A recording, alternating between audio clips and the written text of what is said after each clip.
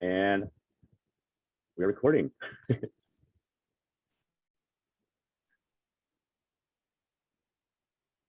So guys, I apologize because I am a professor, so I kind of have a flow in the way I normally do Zoom sessions. So I am going to drop in the chat a link to the presentation, if you will, at least the slide deck that I'll be using. And there's some cool links on there. I'm going to share some of those. So, I mean, that's probably the only reason you want to look at it, just because it has some cool links, and we'll look at some video. But let me go ahead and start the share. Share my screen here. I want to share sound also. Just on my screen. So you guys, thanks for joining. I want to talk about God being in the details. And I'll share a little bit about myself. I'll share a little bit about what I do, but really the focus of tonight, and really, to be honest with you, the focus of everything that I wind up doing is not only trying to find God in the details, but trying to put God in the details. And I'll really talk about that kind of as we go. Can you guys see the screen okay? Should be just a blue screen.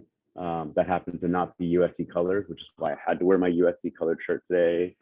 I've got my fight on science. So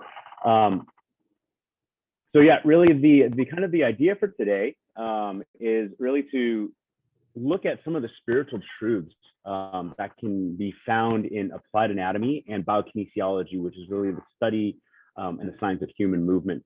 I want you guys to kind of have an idea of what physical therapy is about, because again, I know you guys are high schoolers and kind of figuring out, so I'm going to college or maybe not, and what am I going to do with my life? And I want to kind of open your eyes to what physical therapy is.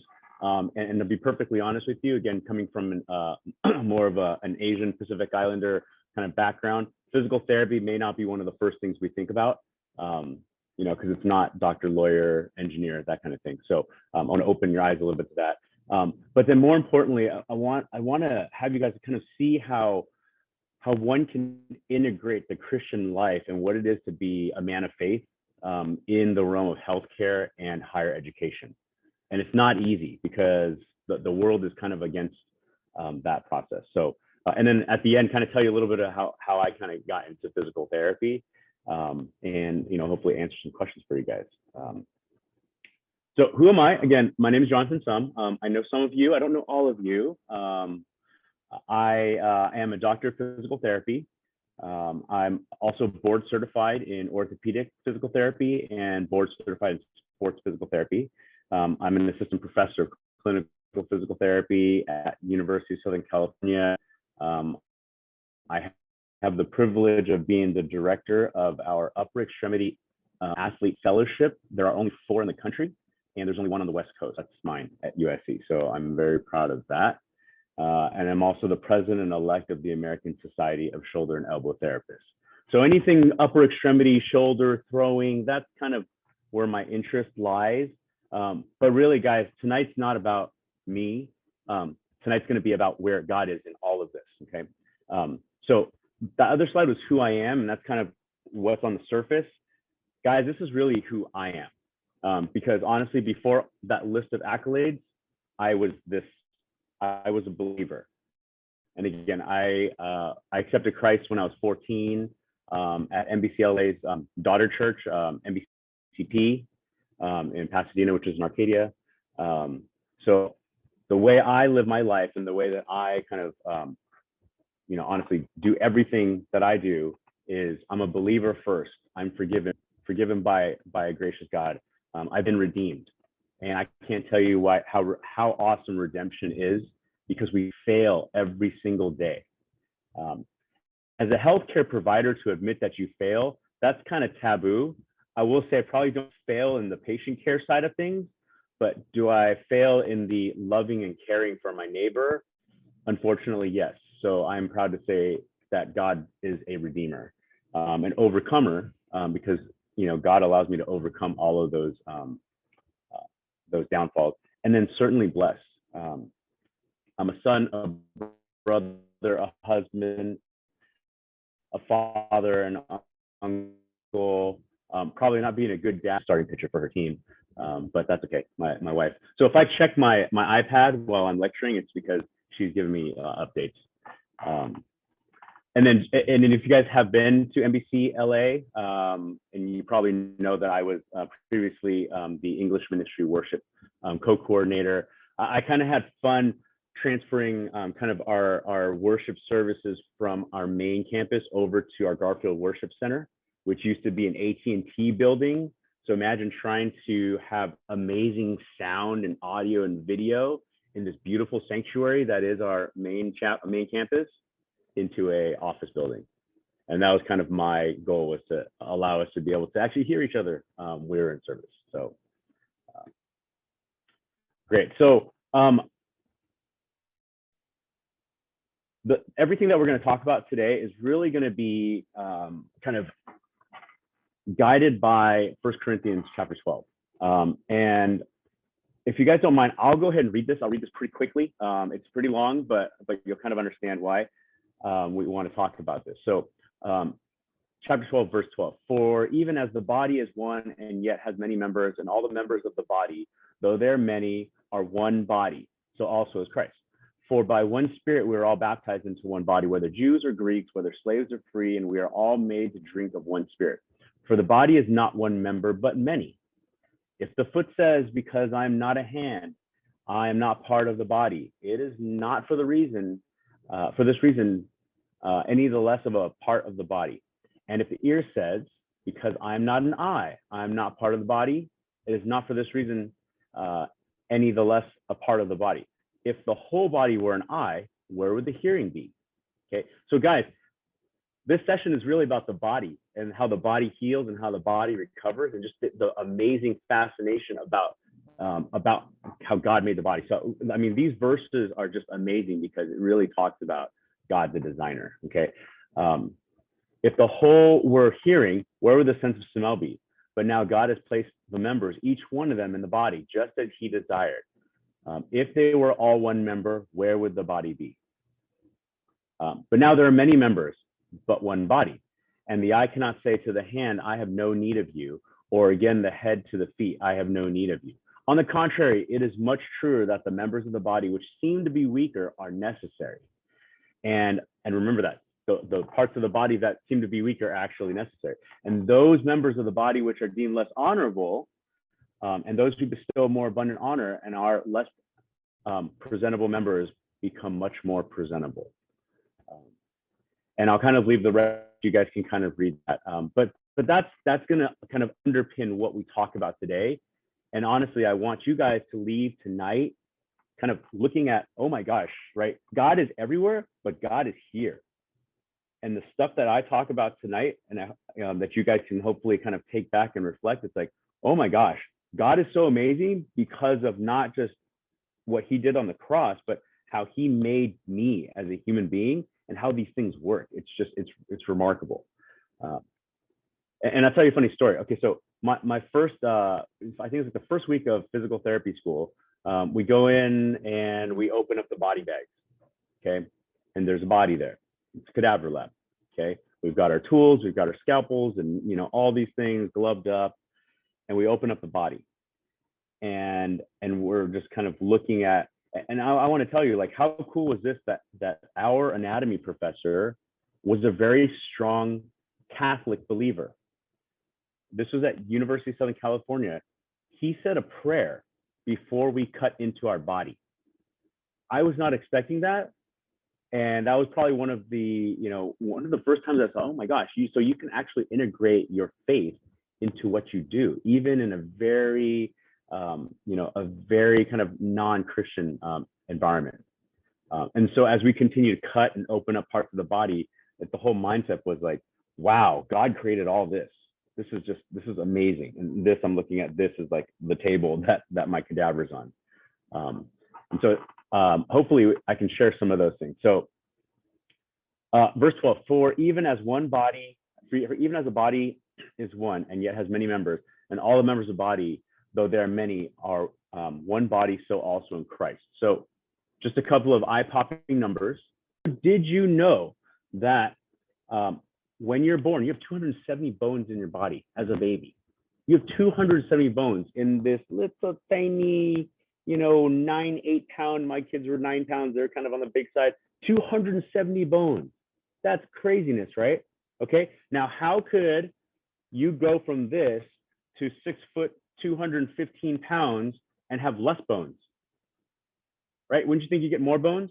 But this is God in the details, right? God in the details actually allows you to have your bones fuse so that your bones become bigger, stronger, longer, thicker, more resilient over time. There are over 700 named muscles, 700 named muscles, right? That's not coincidence, okay? It's funny because they're named after people that, discovered them. But the last eye-blowing or mind-blowing number is the 86 billion neurons in the human brain, and that's that last hypothesized.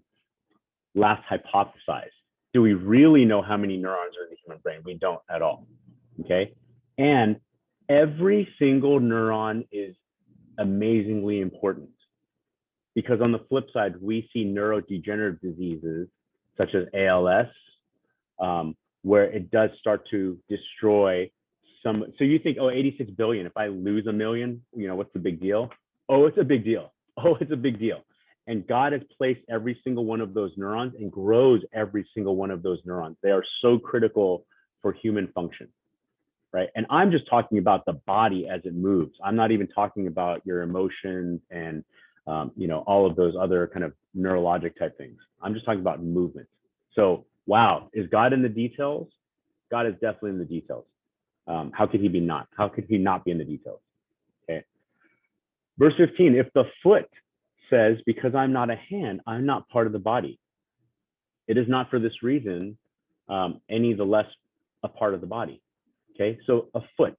Okay, I'm going to play a little video. Okay, it's going to be about a minute and a half. I want you to think about the foot, and as you're watching this video, don't think about the words that they're saying. I think just look at the images, and then we'll do a little exercise right after. Also known as the talocalcaneal joint in the foot. This articulation is between the talus and the calcaneus at the posterior, middle, and anterior facets and is capable of both pronation and supination about a single axis model. This motion exists primarily as transverse and frontal plane motions depicted in the series shown. In the medial and lateral viewpoints, this motion of pronation and supination will lower and raise the arch height of the foot, respectively. This will be accompanied by change in the talocalcaneal angle, which increases and decreases as well. As the medial column flattens, the talonavicular articulation will fall, with the talar head declining plantarly. Splaying of the foot will also result in changes in overall length. Anterior and posterior views will demonstrate an internal and external rotation of the leg, which translates in frontal plane inversion and eversion of the heel respectively. This subtalar pronation unlocks the mid-tarsal joint and in return creates a mobile and adaptable posture to the foot architecture. There will also be a notable widening and narrowing of the foot shape, visible in the dorsal and plantar viewpoints of this simulation. Here, the talocalcaneal angle will also demonstrate widening and pronation, while the talar head escapes its articulation with the navicular. The subtalar joint is the primary interface of pronatory and supinatory motions of the foot and leg. The human foot is a remarkable instrument of human locomotion and is an intriguing accomplishment of engineering. And who's engineering? That's the Lord's engineering. So here's our little activity, right? I'm pretty sure most of you don't have shoes on right now. If you do, take your shoes off, take your socks off, put your foot on the ground, okay? And actually put pressure into your foot. So flatten your arch and then kind of lift your foot up a little bit. Not lift your foot off the ground, but kind of lift your arch up. So flatten your arch and then lift the arch up. Flatten the arch, lift your arch up. And I want you to visualize what you just saw with the bones. Your calcaneus or your heel bone actually rotates in, and then your arch collapses, which actually happens in 3 different planes. As you do that, your toes actually become a little bit longer. And those are the mechanics of what we call pronation, right? How many of you guys are runners? Any runners in the room? Okay. Any runners go get shoes, and the shoe person at the person at the shoe store says, "Oh, you over pronate, and you need some of these pronation control shoes." Okay. I'm going to counter that, because God created the foot to be able to pronate.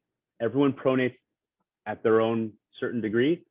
The reason why the foot pronates is it needs to absorb the shock, right? But how amazing is that God is in the details, that you have to have calcaneus or hind foot eversion with a little bit of talar medial glide and the navicular drop down toward the floor in order for the big toe to go forward to allow you to absorb shock every single step that you take, right? How cool is that, right? And we take that for granted, totally take that for granted, right? Okay. So again, God is in the details. God is totally in the details. Oh yeah, and I'm seeing the comments here. So I have a funny thing. I have what we call accessory navicular. So this is part of those bones that fuse when you're a kid in your arch. One of my bones didn't fuse. And so my arch collapses like 50% more on that side compared to the other side. But again, that's how God created me. And that actually allowed me to like play catcher very well because that was my down leg. So interesting. All right, let's kind of head back to this. So that's from verse 15. Okay. Now verse 16. If the ear says, because I am not an eye, I am not a part of the body, it is not for this reason any the less of a part of the body. If the whole body were an eye, where would the hearing be? If the whole were hearing, where would the sense of smell be? Okay. So again, what is God trying to tell us here? Well, God's trying to tell us a little bit about ourselves and how he created us.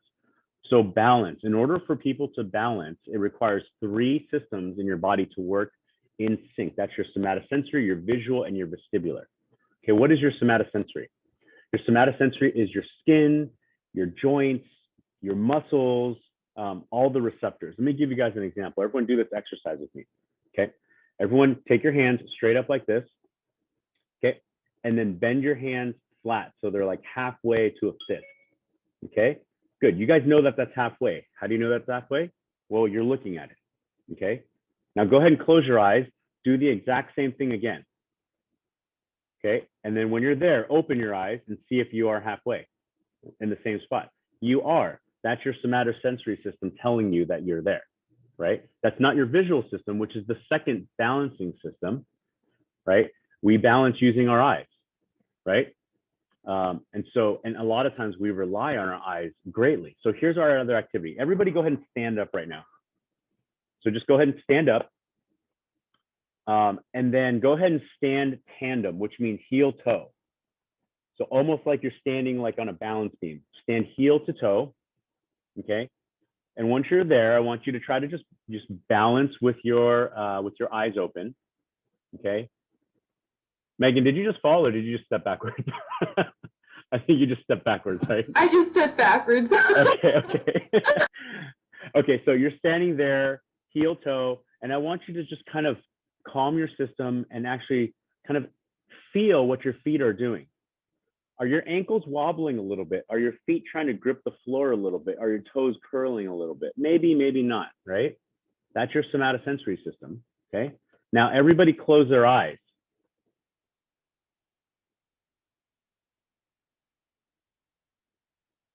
I see laughing and I see everyone on a boat now.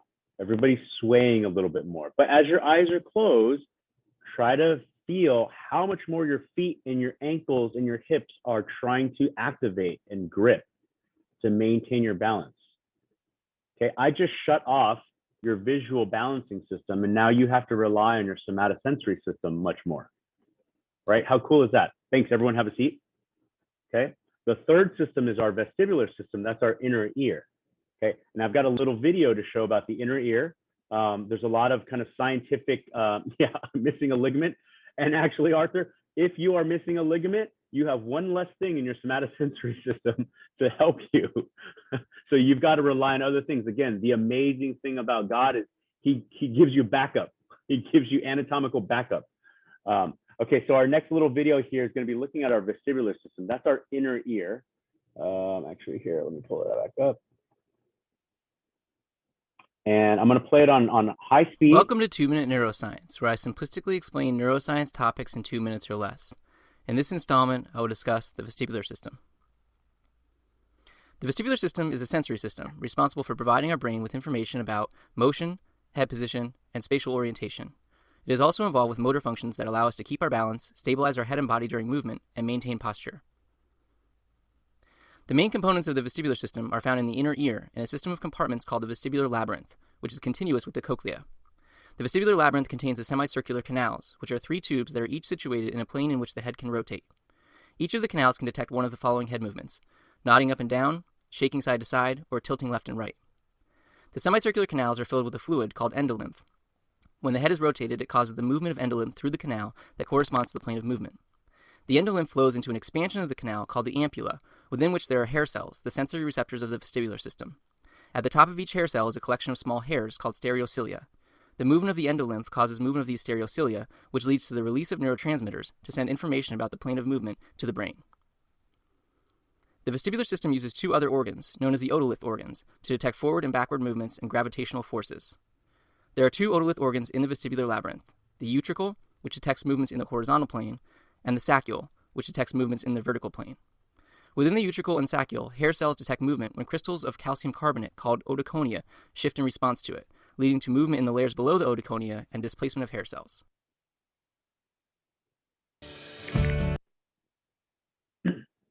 Okay, so a lot of medical language there, a lot of anatomical language, but here's the beautiful thing. These little crystals, right? There's 3 canals. They correspond to horizontal, vertical, all the different planes. And you've got these little crystals in there. Okay, how many of you guys have heard of vertigo? Has anyone had vertigo? Ooh, it's rough, okay? So here's what vertigo is. There's a lot of reasons that cause vertigo, but one of the main reasons is these little tiny crystals. You can't even visually see them, right? So you imagine how small this vestibular system in your ear. It's probably like 1/100th the size of this AirPod. Okay, and there are crystals in there. And these little crystals, and this is, oh my gosh, if God didn't make this, I don't know who did, because this is like beautiful design. You've got these canals that correspond to different planes of movement and crystals that are supposed to be in each specific canal. You get vertigo if one of those crystals accidentally comes out of, let's say, the vertical canal and accidentally goes into the horizontal canal. And then now it's like, okay, now everything feels like it's spinning horizontally. Or vice versa, maybe it's on the oblique canal and it's like, oh my gosh, now I feel like I'm waving, okay? These little tiny crystals you can't even see, smaller than a grain of salt, right? Get knocked out, go to a different canal, 1 or 2 crystals in the wrong canal, and your balance is gone, right? That didn't happen because, you know, we put goo into a salad bowl, shook it up, and then we wound up with this amazing vestibular system. No, God designed that. Like, how could that happen without God designing that, right? If you wind up getting this slide deck, I have a little, the PT intervention is also another really cool thing that we do in physical therapy, where we do this thing called the Epley maneuver, and we can actually take those crystals that are in the wrong canal and kind of, you know, for lack of a better term, kind of shake the head and get the crystals back into the proper canal, and your balance is 100% better after 1 visit, right? So again, how awesome is God, and how cool is what I get to do, that I can fix somebody's balance that's so bad. So that's pretty cool, right? All right, so we're gonna have a little activity now based on verse 20, okay? But now there are many members, but one body, and the eye cannot say to the hand, I have no need of you. Or again, the head to the feet, I have no need of you. On the contrary, it is much truer that the members of the body which seem to be weaker are necessary, okay? So we're gonna play a little game here, okay? Everyone knows what an amputation is. That's when they have to cut off a limb, okay? Does anyone know what VO2 max is? Or VO2. So VO2 is basically the volume of oxygen that your body uses, that you know, how much your body utilizes in order to account for energy expenditure. So amputation level, somebody that has an amputation right above the ankle, okay, that's called a transtibial, right? One side unilateral transtibial. How much VO2 max do you think somebody would use based compared to having both limbs? So I'll give you the first answer, okay? Somebody has an ankle amputation above the ankle, they're using 9% greater oxygen for energy expenditure than somebody with both limbs, okay? Now, what if that amputation was not below the knee, but now above the knee?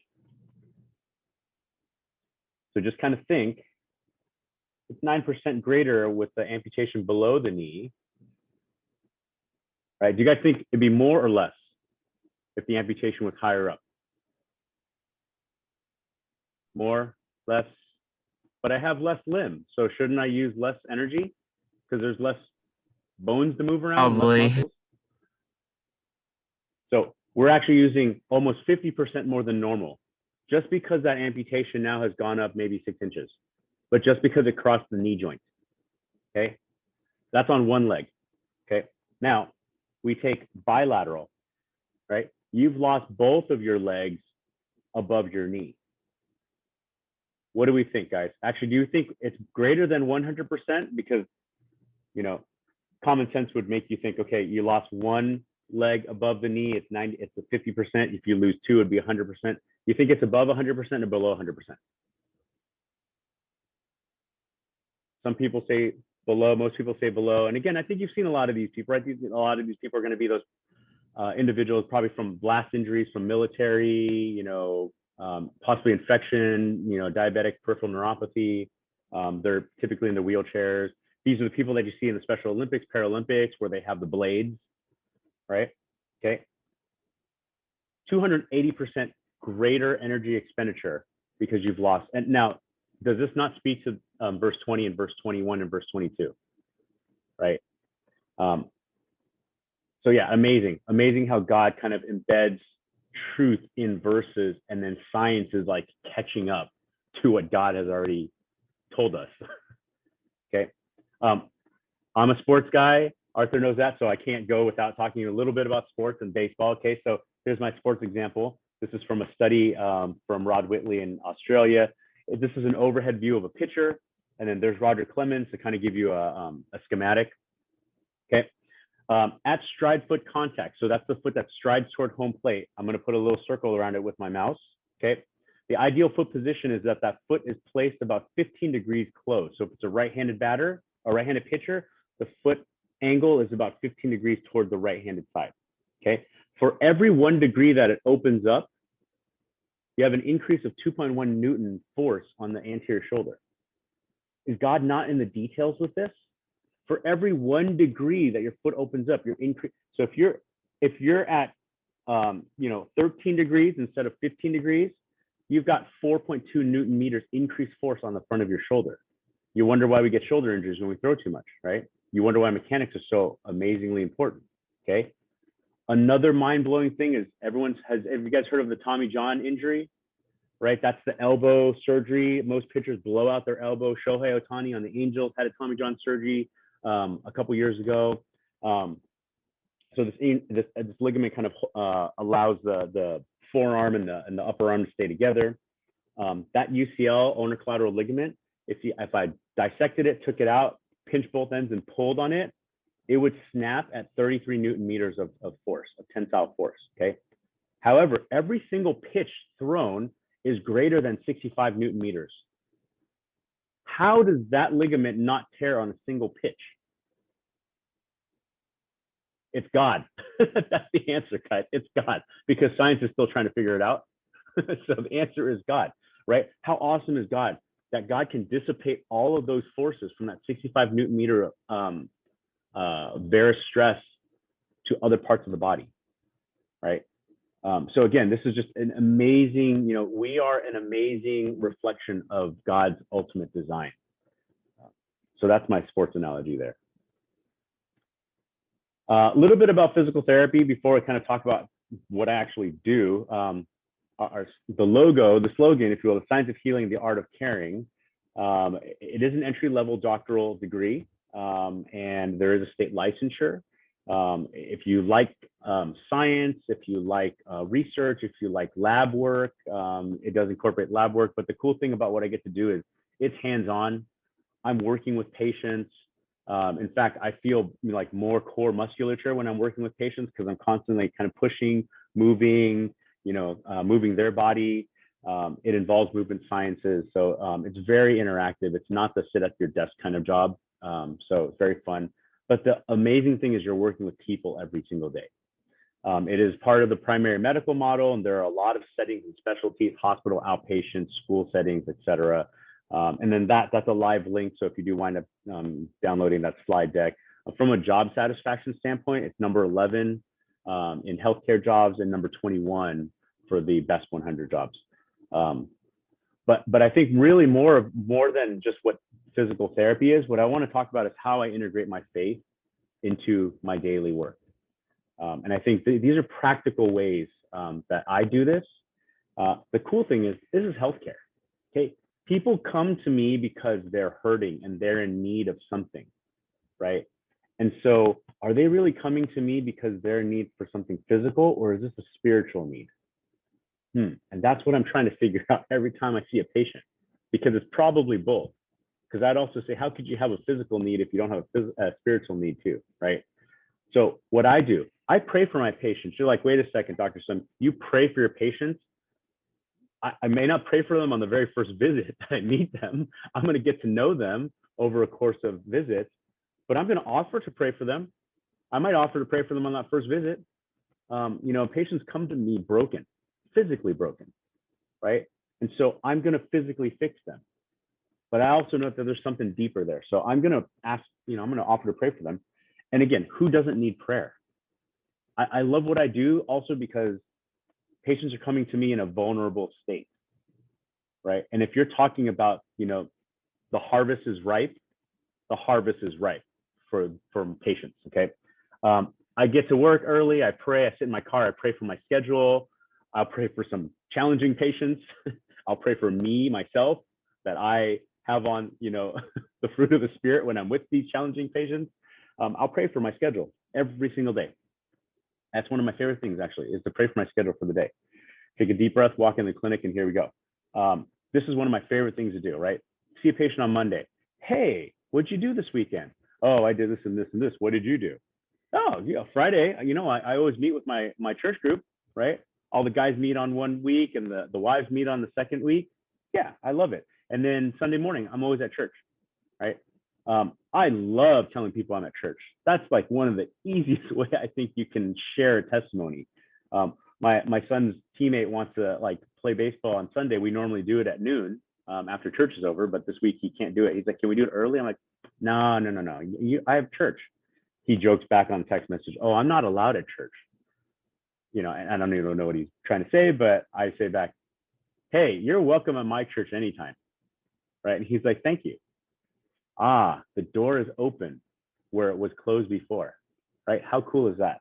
And the other thing is freely using God references during clinical conversations.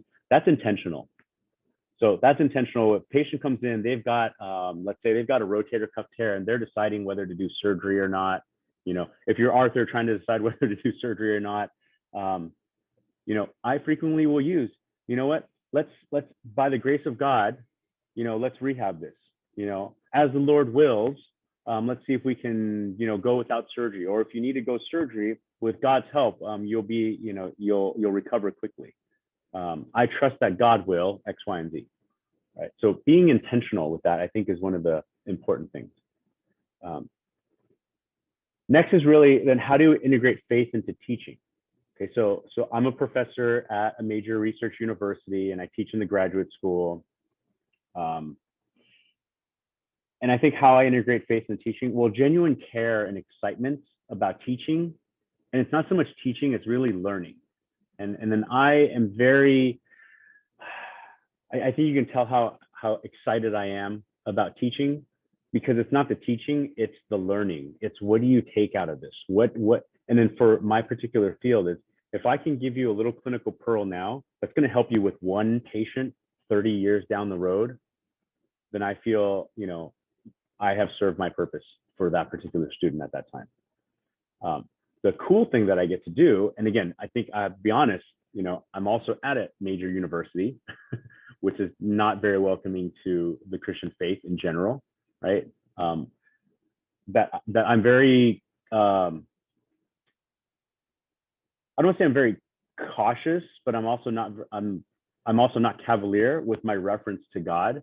It's pretty easy to do in biokinesiology and physical therapy because of all the things that I just told you about, how God is so amazing. One of the nice examples we talk about is, so the biceps tendon. This biceps tendon, the tendon actually inserts into the top of your shoulder here, okay? It serves a purpose, but in the throwing motion, it doesn't really serve a purpose. And there's a surgery called the biceps tenodesis, where if that biceps is irritated, surgeons nowadays are just cutting it out. Like, wait a second, isn't it supposed to be there? It doesn't serve a purpose because the arm can function without the biceps tendon there. It's almost like, I call it the wisdom tooth of the shoulder, right? We don't know what the wisdom teeth are for. Are there any dentists in the room? No, right? What are the wisdom teeth there? What are they for? We don't know. No, we just don't know yet, right? God put it there for a reason. We just haven't figured it out yet. Biceps tendon is there for a reason. We just haven't really figured it out yet. And I always joke, when I meet God, that's the first thing I'm going to ask him is, why'd you put the biceps tendon in the shoulder when it's not necessary? So it's the marvel at God's design, right? And so I will mention that in class all the time.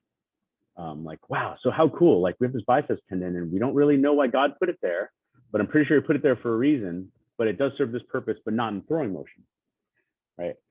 So really just trying to have students kind of understand that God has imprinted on everything. God has designed everything. And with anatomy and kinesiology, it's not that difficult to see that. I'm hoping you guys are kind of understanding that. And I think lastly, kind of the teaching from a Christian worldview, and that really kind of underpins everything as well, right? So obviously as a Christian, you know, I approach everything as there is a maker, there is a designer, and my job is to allow students to see that, right? And so constantly referencing, you know, the intelligent designer, not just the intelligent design. In orthopedics and sports medicine, it's very interesting. And again, Arthur's saying that he's been functioning without an ACL. You're like, wait, how does that work? God, that's how it works, right? Because God can dissipate the forces and the joint reaction forces and then the ligament stresses into different things. There's actually a basketball player, Arthur, I didn't know if you know this, but Dwan Blair, he played for Pitt and the San Antonio Spurs for a long time, and he actually has no ACL. He was born with no ACL on either knee. Okay, how did this guy play in the NBA? I sure really want to know what his cartilage looks like, because I'm pretty sure God gave him an extra thick cartilage on both knees, right? So that he can function without ACL. I don't know. Let's see. But I think it's funny because in orthopedic and sports medicine, and really in science in general, this is humans chasing after God's design, right? Joint replacement surgeries, ACL reconstruction, Tommy John surgeries, growing cartilage in labs and reimplanting them, like autologous chondrocyte implantation surgeries. Orthobiologics, you guys have probably heard of PRP injections. Kobe Bryant got a bunch of those, right? What are all of these? These are all humans' ways of trying to chase intelligent design. And we haven't figured it out yet. And from an orthopedic standpoint, they'll be the first ones to tell you, like, we haven't figured it out yet. So we're trying to think of all these weird and crazy things to do, but you can't replace God-given anatomy, right? And that's an amazing thing. And so my job as a physical therapist, I'm trying to preserve God-given anatomy as long as possible and God-given function as long as possible. And when it's not functioning and when it's not possible anymore, let's kind of work on something else. And let's see if we can, you know, as in Arthur's case, if his ACL is not working, then maybe we need to get his glutes a little bit stronger and maybe put him in some better shoes, right? And just kind of work our way around this life. And again, remember that this body is just a tent. It does wither away, right? Even though it was created and designed, it does wither away. It does go away. And so I'm very fortunate to be in this profession, to be able to try to make that body last as long as we can, right? So lastly, I'll kind of tell you a little bit about my journey. Like Arthur said, I was a catcher. I was a pretty high level catcher. I was first team All-State in 1996. I was first team All-CIF. I won CIF with our baseball team back in 96 and recruited to play D1 baseball. But I had a knee injury. After we won our CIF championship game, we took the bus back to LaSalle High School. Like dumb boys, we pulled out wrestling mats, and then someone rolled up on my knee during wrestling right after we won. So wound up tearing what I now know as my ACL and my MCL. But again, that was like, I don't know, 1996. And I've been fine ever since. But I missed my chance for a college scholarship. Okay, stop. And again, I think the story of me telling you this is God's design. I've got 60 seconds. I wound up having a wrist injury, and then I missed scholarship recruitment.